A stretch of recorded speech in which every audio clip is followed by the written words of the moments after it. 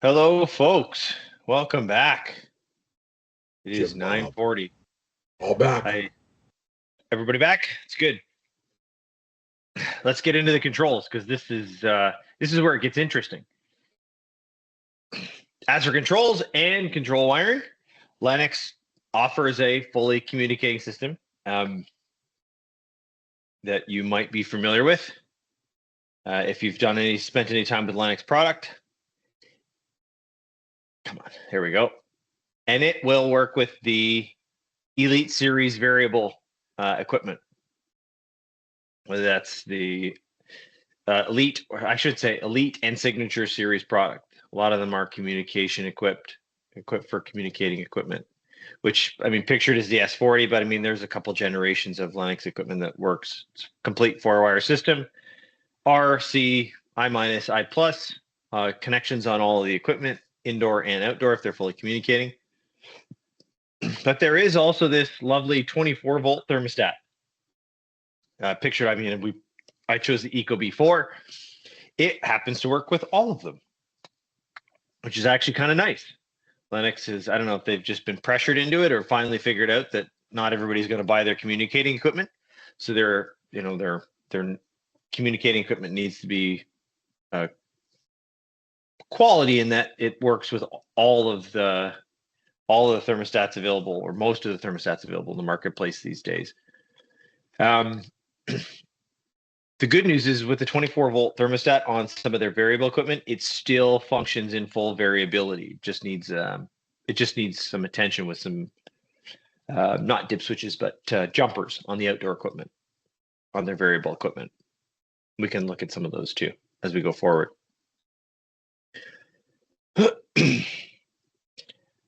One key point to kind of take away. Actually, before I get into that, for the variable compressor equipment, wiring is familiar for the high voltage being applied.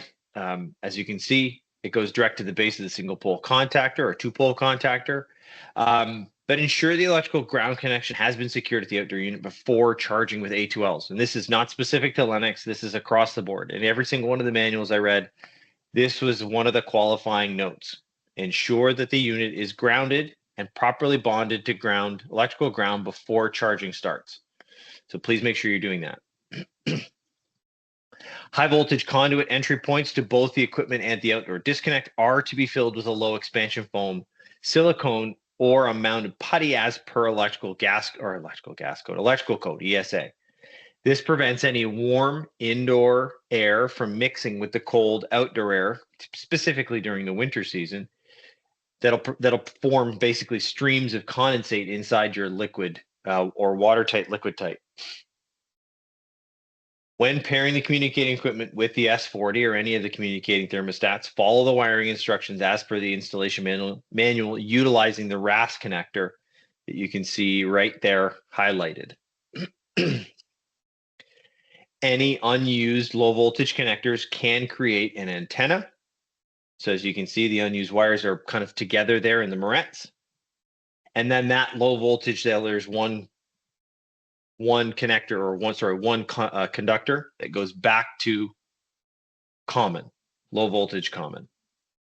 So that, God forbid, there's ever any sort of electrical noise on any of those kind of unused wiring, or it will basically it won't disrupt the low voltage DC signal being sent back and forth down the I plus and I minus control wires. The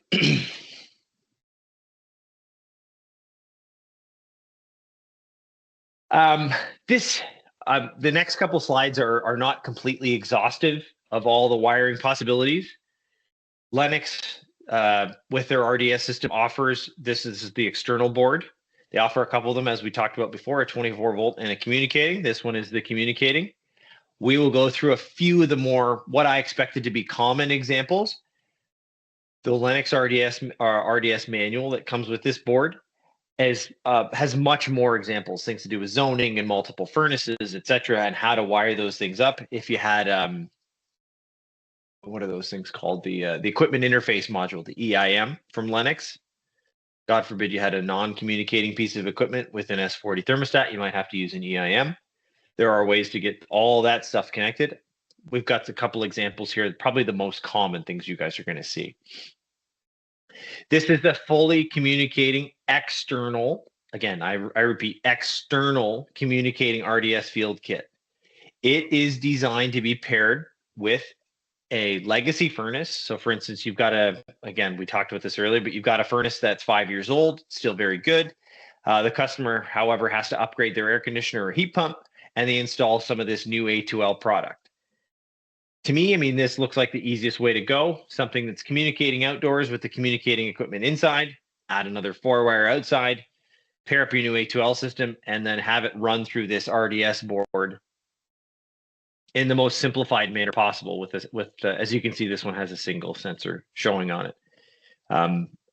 As far as I know, all the external boards from Lennox and ADP are going to come with 2 sensor ports. So you'll actually see a second sensor port sitting right here, even though it's not drawn here.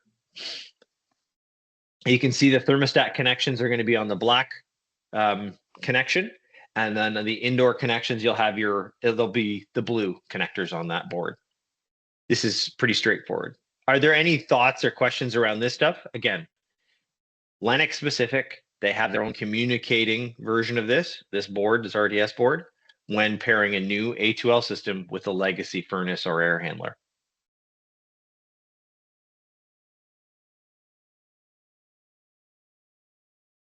Doug's back.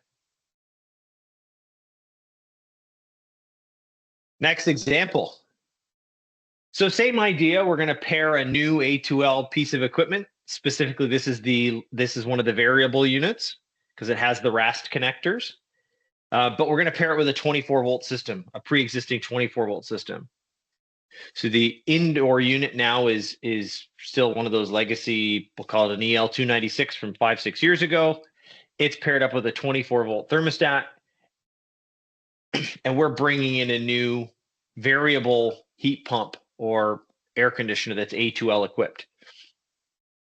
So now this one is the 24-volt version. It's not the communicating version. The boards look very similar. Just the wiring is I don't want to say a little more exhaustive, but it's a little more inclusive, right? We have our standard signals that we would normally have. So as you can see, this is wired as an air conditioner.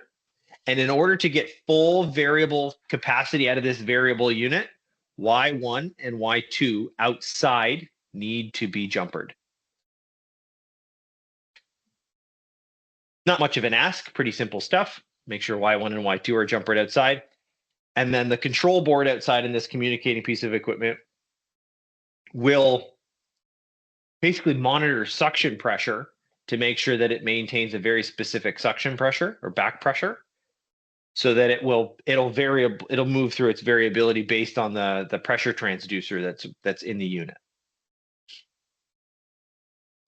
If for some reason this was a heat pump, the outdoor unit would also have an O or a B terminal, and then the indoor portion would also have an O or B connection.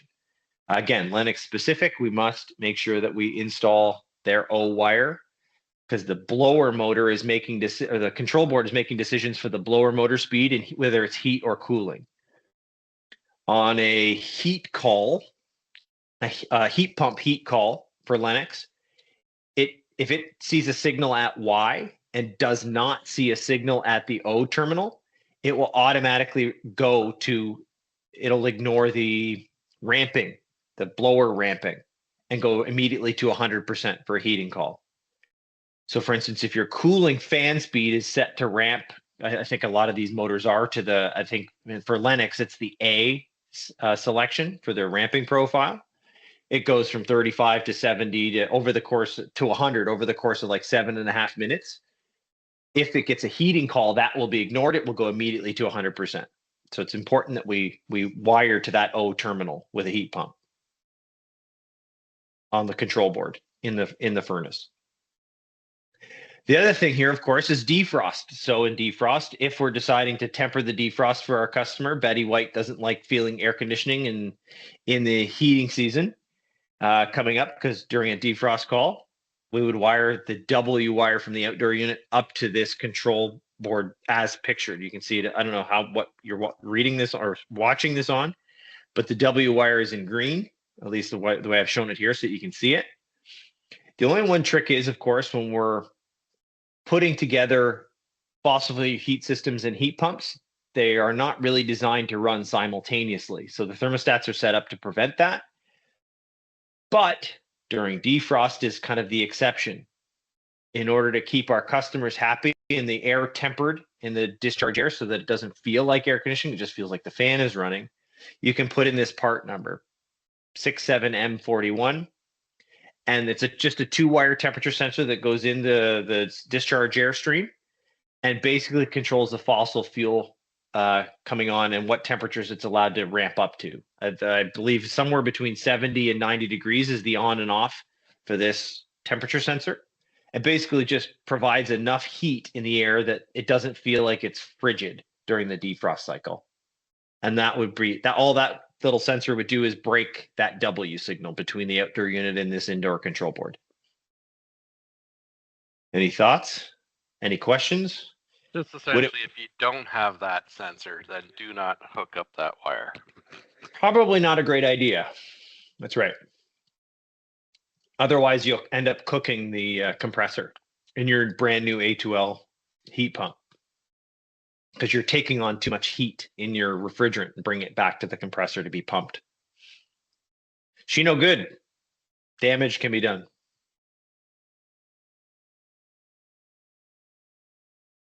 And then finally, just a standard 24-volt connection, single or 2-wire out to the outdoor unit. So this would be a non-communicating outdoor A2L piece of equipment paired up with an older legacy system that is non-A2L compliant.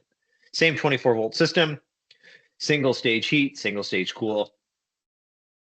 Probably so. Again, much like the communicating system, this is one of the more simplified wiring setups, but probably very common in what we do day to day. Any questions on any of these wiring examples we've gone over? Because this is kind of where the rubber meets the road. Controls are not only the most important to get set up correctly, but it's also where our customer interacts with their equipment most of the time. So it's important for these to get put in correctly. All right, I'll move on. Now, I don't recall seeing this in any other manual specifically. It doesn't mean it's not there, it just means I don't remember it. Lennox gives you this kind of wiring picture for their wiring harness for the sensor. Basically, I mean, it's showing basically making a drip loop to prevent any possible moisture from coming down on the coil, hitting the sensor, running down the sensor wire, and into the RDS control board. You know, sensitive PCB doesn't really like water. What's not pictured here is that loop. You can make it just above the coil drain pan, and it will drip into the drain pan if there was ever any sort of condensation build up on that wiring, the sensor wiring there, before it exits either the ductwork or the cased coil. The Lennox product will come with a grommet to run that wire through from the sensor, so that that wiring is protected from whether that be ductwork or cased coil. The cased coil, if I'm not mistaken, on the left or right side will have a knockout already there for the harness to run out. So you guys don't even have to drill a hole. So it'll be there when you're ready to put the sensor wire through it. when you're wiring these RDS controls up, whether it goes into the furnace or into the air handler. Yeah, just remember the drip loop. That's all.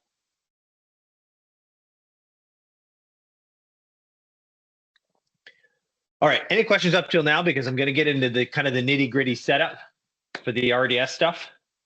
Not particularly complicated. It's actually quite simple. It's very, very, very simplified. But before we get into this, because this is kind of new, I want to make sure we've kind of covered off and got you guys any questions you might have on the stuff previous to this. All right, moving on. So now the RDS board itself can be mounted to a flat level surface within the length of the sensor cabling. So for instance, I think carriers is 8 feet. I believe the sensor wiring for both the Lennox stuff is also 8 feet.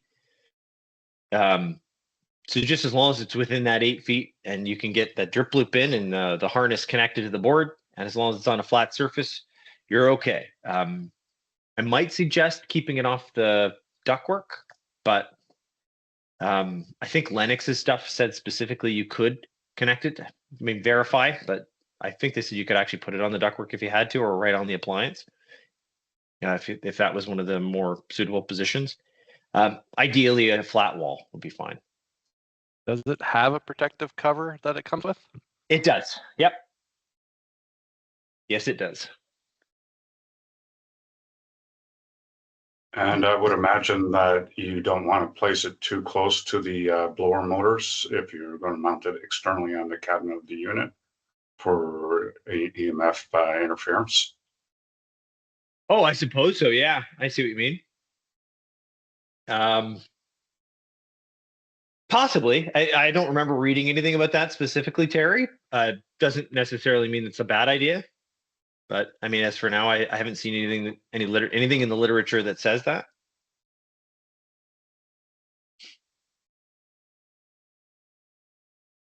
Anyway, good questions.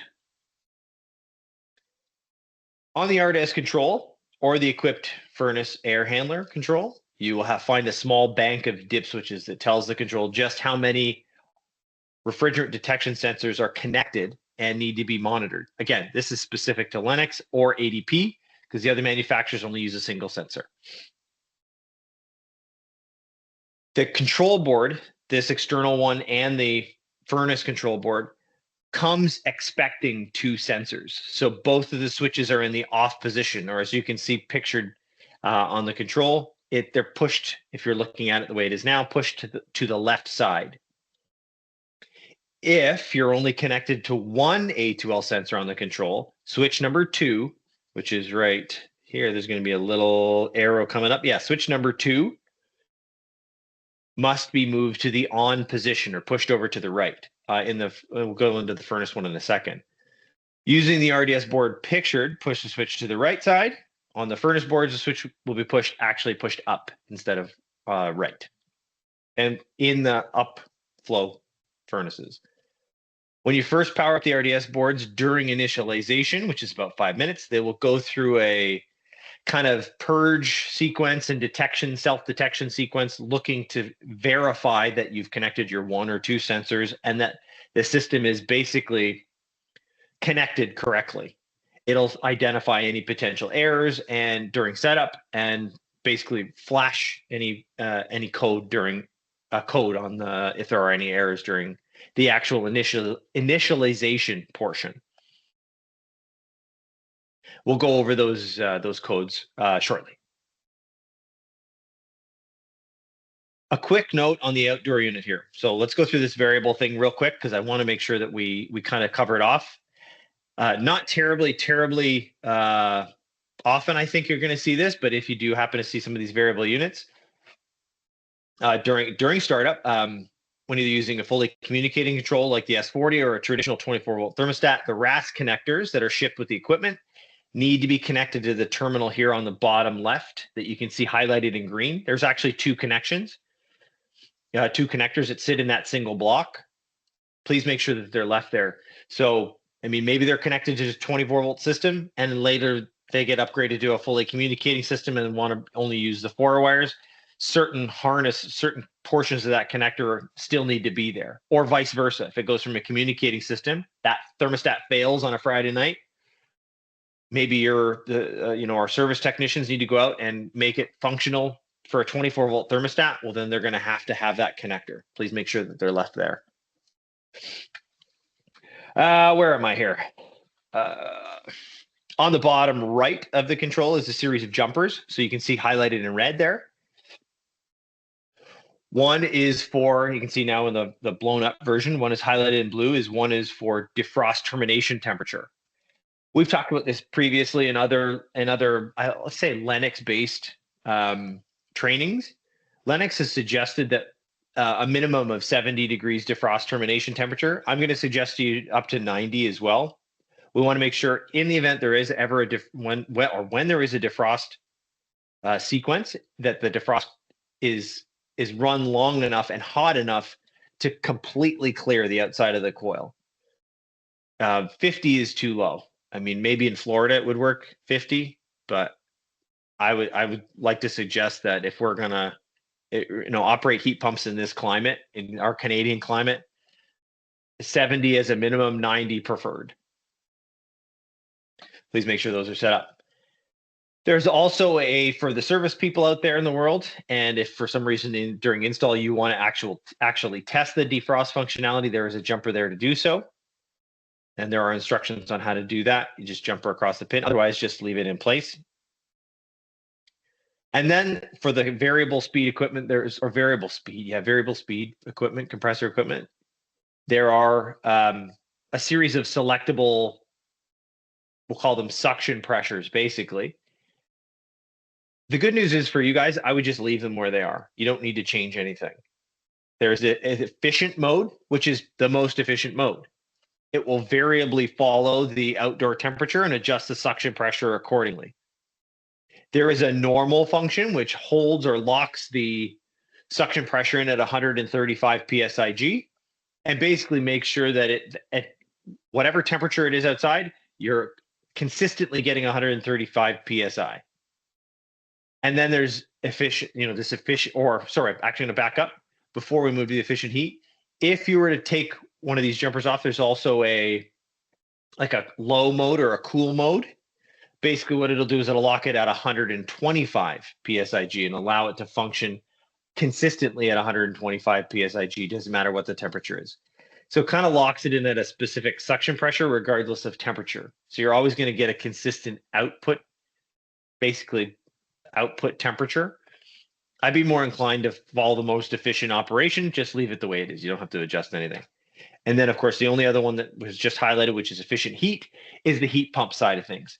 Just leave it in place. Same thing. It will variably follow the outdoor temperature and the suction pressure that's coming back to make it at the most effective operation possible.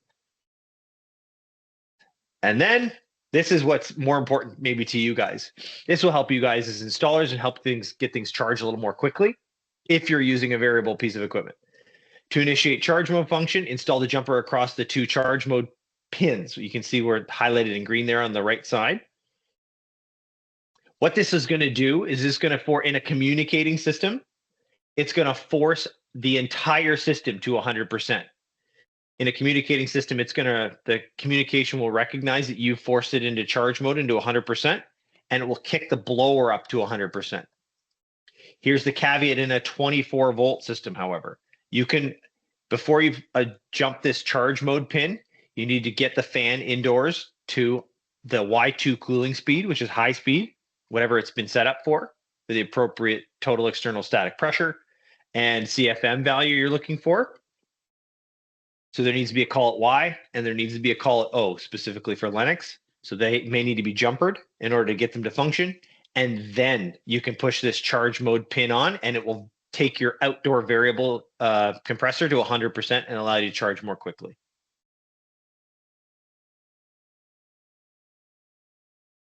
Make sense? So if you don't do that on a variable furnace, what are you doing? Just waiting for a time period? For the furnace fan. If you don't. You mean for the furnace fan? Yeah, you would. Yeah. I would think you'd have to wait. Okay. If I could clarify something. I mean, or unless you jump it in inside, run to your cooling speed. This is a must then if you've got a variable furnace. Got to get it into 100%. Okay. All right.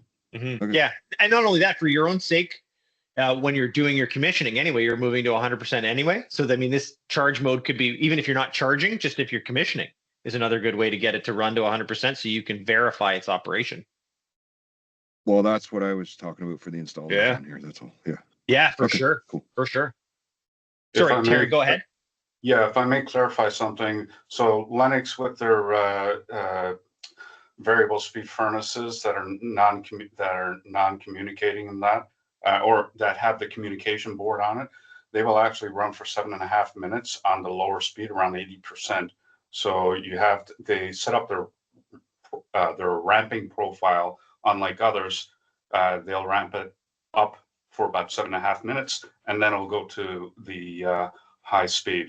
So you can change the ramping profile on the indoor board if you like, so that it goes immediately to 100%, but you want to switch it back for the efficiency's sake. Yeah, I see what you mean. Yeah, you want to, like you're suggesting, go to ramping profile D to 100%. Yeah. Yep, that's another way to do it. You could skip the fan profile. But what Richard was suggesting is that if you're going into heat mode, or sorry, even a cooling mode, you're gonna have that delay on blower. And that in order to prevent that, you got to jump to high speed somehow or force high speed. And this is one way to do So that. there's Is to make sure that either way you can. Mhm. Well, either way you could accomplish that. Like what Terry said, you could accomplish it that way in cooling, right? Yeah, we got a couple options there. We just for commissioning sake, it makes hopefully what it does is makes the installer's job quicker and easier. That's what I'm looking for. Yeah. Okay. Yeah. Either you can wait the 7.5 minutes. It takes 30 seconds for the first part, then another 7.5 minutes until it reaches 100% inside. If you don't want to mess around with the dip switches for the ramping profile. So if you give yourself 8 minutes, then what you're going to do is you're going to take a look at the board inside. It's at the 7-segment display. It'll actually show you the airflow when it gets to the high percentage. So typically you'll get the C2 and then you'll get the C2 right off the bat, but there'll be a time delay. You might see on a 2-ton, it'll be around 650 or somewhere around there. But at the end of the 7.5 minutes, you'll be at your 830 if you've adjusted the dip switches on the furnace inside. Yep. Okay. Thanks, Terry. Thanks, Richard.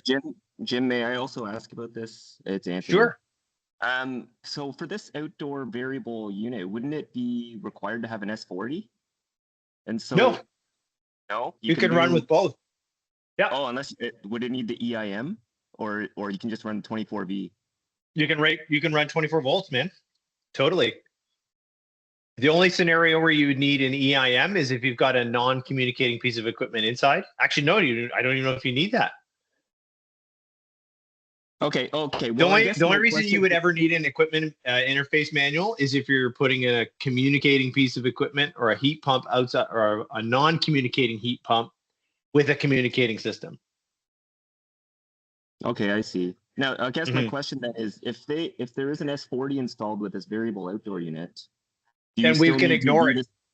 You don't need this charge jumper. You don't need to do anything with this charge jumper. Then the S40 can handle run it at max, and then it'll run the indoor.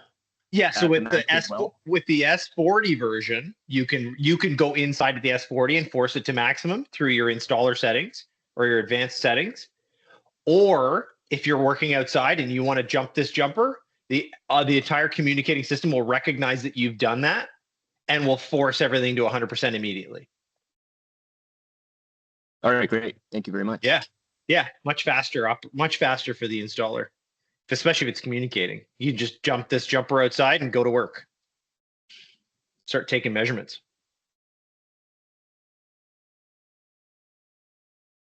All right, this is where it gets exciting. This is the new stuff. To confirm, this is again specific to the Lennox.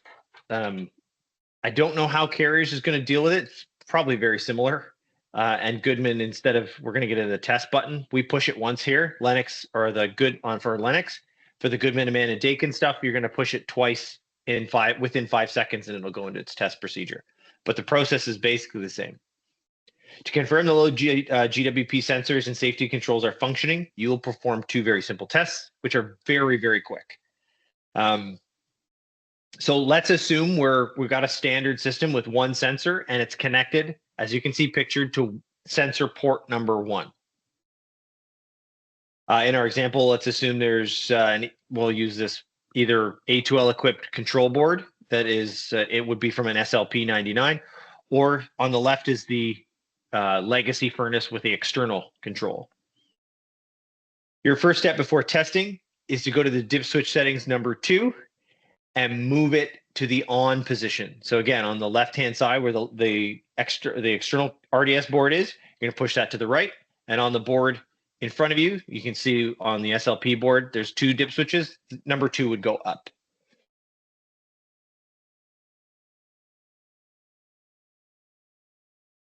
So now the control board is really only looking for 1 leak sensor instead of 2. Now, on to testing.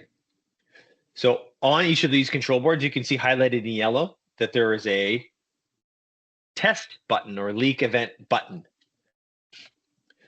So in order to test, first we have to force the equipment into we'll start with cooling, into a cooling call. Let it get to a point where it's stabilized, the fan's running, the refrigerant pressures are operating normally, and simply push that test button one time and then release it.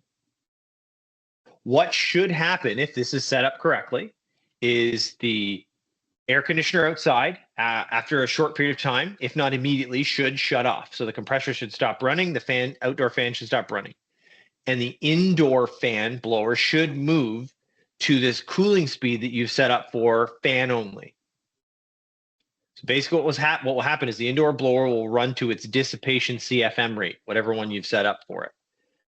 For the communicating Lennox equipment, oftentimes what that will be is a fan only speed, which typically is a low or a continuous fan speed. It's kind of low. So you got to make sure that you've got the appropriate CFM that was labeled earlier on in that chart based on your refrigerant charge. For the non-communicating systems, you may find that it moves to the cooling speed, but please confirm you've got the right fan speed when you're set up. Once you've validated that the outdoor unit did in fact shut off and the blower continued to run to dissipate, on the board you'll see a leak. It'll be a leak test procedure on the 7-segment display on the board on the right. It will show you that it's in a leak mitigation error code, and we'll see a list of error codes shortly for that board specifically. Once you've confirmed that it's shut off, simply push that test button one more time. And what it'll do is it'll take it out of that test mode and go right back to its normal operation. And you validated the cooling function during a cooling function, that if there was ever a leak, that leak mitigation process will happen. In heating, you're going to follow the exact same sequence. So we're going to provide a heating demand from the thermostat and allow the furnace or heat pump or electric heat strips in an air handler to run and basically stabilize. The fan gets started, it's starting to deliver heat. You've established a solid call for heat, and the process is still exactly the same. Go ahead and push that test button one more time, give it a little push, and then release it. What'll happen is the burner should shut off. After a short period of time, the electric heat strip should shut off, or the heat pump should shut off, depending on what heat function is running. Confirm that they stop, and simply push that test button again to come out of that test function. Those are the two tests to commission to make sure that that system is working appropriately. And then again, God forbid there's ever a refrigerant leak with the A2Ls. In this case, it would be R454B, that the leak mitigation procedures will function. It'll dissipate any potential leak around the house to keep it way, way, way below its lower flammability limits. Again, just a reminder, for Lennox specifically, theirs is going to turn on at about 1% concentration of the lower flammability limit. Lennox's sensor picks up, I think, around 12% of the lower flammability limit. I think Carrier's is either 15 or 17, but they're all kind of in that same neighborhood. They're all going to mitigate refrigerant down at that kind of 1 to 2% concentration level. Well below the lower flammability limit for sure.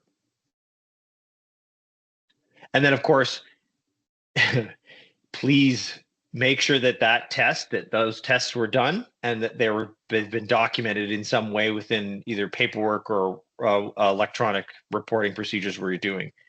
If it isn't written down, it wasn't done. And with this new A2L stuff, we want to make sure that when it's completed, it's been documented, that the tests are going to ensure that the refrigerant detection dissipation stuff happens. Would you call it a dissipation test? Basically, yeah. Is that what it's called? Okay. Yeah. All right. Yep. Okay. Hopefully it'll just update the installer form they're already filling out with the extra line item. Yeah. Simple. That would be great. Yes, we need that. Yeah. For those of us who are coming in and putting this stuff in and going through this process, again, Lennox specific, I'm going to go through their stuff. I have no doubt that the Goodman, the carriers have their own functionality. It's going to look very similar to this. When this board is first powered on, as discussed earlier, it goes through a kind of this discovery phase. It goes through its initialization, and you're going to see this green light on the kind of the top left of this external board flashing green. Once it's finished going through its initialization and everything is okay and set up correctly, what's going to happen is that light's going to go completely solid. And as long as it's solid, you know your mitigation stuff has been set up correctly, or it recognized the sensor or sensors that you've put on it, and it's in fully, it's able to communicate with the thermostat and the indoor unit. I mean, a reminder, these are simply just pass-through boards. It's just a break in your thermostat wire, essentially. There's not really much going on here until there's actually an error. And when there is an error, you'll see that green light start to flash blue if it's in mitigation mode. So if you're doing your testing, this is what you should see, a flashing blue light. God forbid there was an issue. If it's solid blue, what will happen is now you'll be interrupted by some sort of diagnostic code on the table below. So you'll have this solid blue light, then interrupted by a red diagnostic code, red light LED. So this single LED is multiple colors and will kind of identify if there's a problem. If you had a sensor problem or some sort of setup error, you're going to get some sort of flash code somewhere within this board to tell you whether it's the wrong sensor, or you don't have the sensor in the right port, or it's the, you don't have your dip switches aren't set correctly, etc. And we'll go through this kind of 1, 2, 3, or 4 individual faults. Once it's corrected, all you got to do is push that leak test button one time, and everything should go back to being green. Assuming that the fault has been corrected. Let's assume it's maybe the sensor's in the wrong port or something. Now, one thing we learned while we were in Ottawa, Bill and I were in Ottawa, we were talking to Ian from Lennox, is in the event, and again, this is very Lennox specific, so I want to make sure I'm saying this correctly. In the event the Lennox RDS sensor fails, it doesn't have a refrigerant leak, the sensor itself has failed. This may be more for the service folks.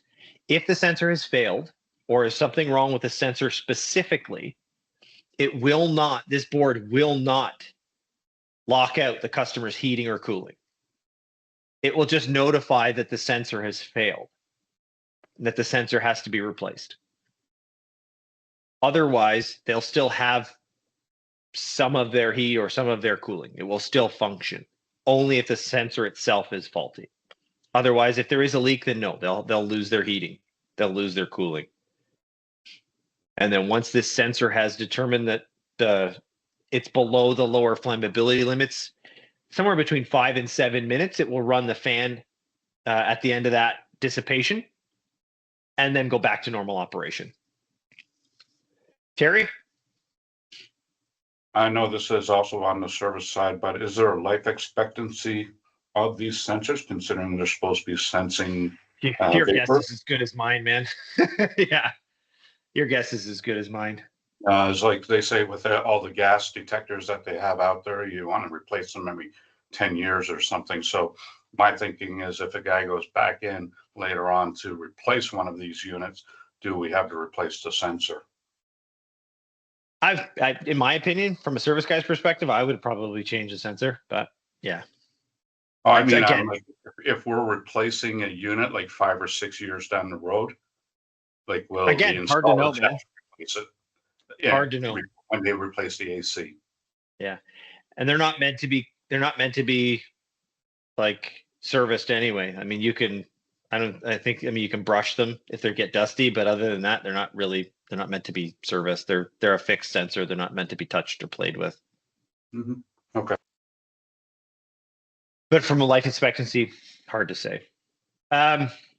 Jim, This is Jim, yeah. Sorry, what's up, Anthony? What's going on? Is there a way with the multimeter to test out the sensor, or is it just the board will say it's good, but it's no good? Nothing that we've ever heard or seen. I've been told that they have 5 volts to them, It's a small little heater on it.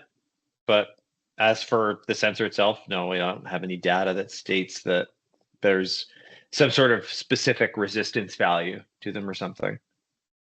Nothing Okay, yet, and anyway. It would not shut off the cooling if it was a sensor fault. It would just show a fault. If the sensor was faulty, correct? Yeah. Yeah. Okay, So if you thank look over here, where is it here? Sensor fault, refrigerant leak detection sensor fault. Where is it? Or sensor type is incorrect. You'll have, if there was a sensor fault, and it may not, it'll give you a different error code, but it won't give you it won't lock out your heat. Right? They're two different faults. That's a refrigerant leak detection fault, and that's a sensor fault.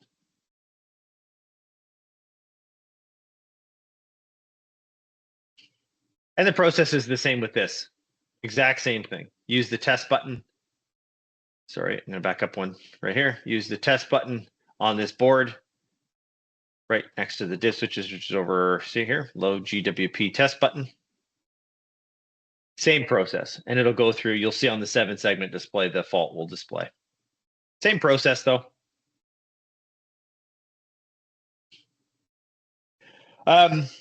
Oftentimes when we switch refrigerants, there is some concern that the pressures are going to be different. I've kind of already hinted that the pressures are going to be very similar. But there is a key difference with R454B that wasn't as prominent in 410A, and they never had to identify it on their pressure temperature charts. 454B has 2.5-ish degrees of glide between its vapor state and its liquid state for saturation temperatures. 410A actually has a degree and a half of glide, but they never actually charted it. So it wasn't as prominent or wasn't as drastic, so it didn't really have to be charted to the point where it could affect what you're really seeing for subcooling and superheat when you're taking your measurements, when you're doing your commissioning specifically, or when guys are doing service work. But R454B is different. So if you're taking a superheat measurement and you're actually going to compare it to a gauge temperature or pressure, saturated condensing temperature or saturated suction temperature, you've got to make sure you're using the appropriate column on the chart. So when you're on the suction line, you're going to use vapor, and when you're on the liquid line, measuring the liquid line, you're going to use the liquid temperature column. So just something that is one of the minor differences to be aware of. Not a huge deal, but a minor difference. And then when it comes to pressures specifically, 43-degree refrigerant temperature, not unusual for R410A, 125 psig, completely normal. 43 degrees, give or take, for R454B on the vapor side. It's a little less, actually, about 10, 12 psig less. It's actually, pressure is actually slightly lower. And then same thing on the refrigerant side. So for 110-degree liquid temperature at 365 psi, which is actually kind of high for 410, you can see here that it's even a little lower. So instead of being, say, 365, you got like 346, give or take. So it's a little bit lower for R454B. If you happen to see R32 out in the field, you happen to be installing some of the Goodman or Amana product line, the operating pressures are almost identical, just slightly higher. You might see an elevation of 10 psi based on beyond what 410A is already providing, or what we're seeing with 410A. And because R32 is a single. Oh, sorry. Go ahead, Richard. No, sorry to interrupt you. I didn't mean to do that, but I do have a question. Yeah, sure. Shoot. As far as we're concerned, though, like we're using new gauges with, it has the temperature, the pressure. Mhm. Like we don't use TNP charts, so like we're good, right? Like It should be, yeah, should be listed or whatever, or listed on the superheat as per normal. Yeah, like we're not using a different gauge for this gas, is what I'm saying. We're using the proper one. That's correct. As long as it's listed on your, should be fine. Yep. Okay, cool. All right. Yeah, I'm just absolutely. getting confused with all this, man. This is a good time for an old guy like me to get the hell out of this trade. Anyway, and a lot of the guys good. said the same thing with 410A when the pressure's doubled. Anyway, we're good. I just wanted to clear that. Okay. All right, man. Yeah. Thanks. Yep, no problem. And I said just R32 is almost the same, but you can charge it with with liquid because it's or liquid and vapor because it's a single component. Just a reminder. Setup. This is Lennox's setup in their manual. Wet bulb, dry bulb to get an expected delta T across the coil. So if you were to use this example on their chart, if you had a 64-degree wet bulb temperature and a 72-degree dry bulb temperature, Lennox expects across your coil you'd have 15 degrees, not plus or minus 1 degree.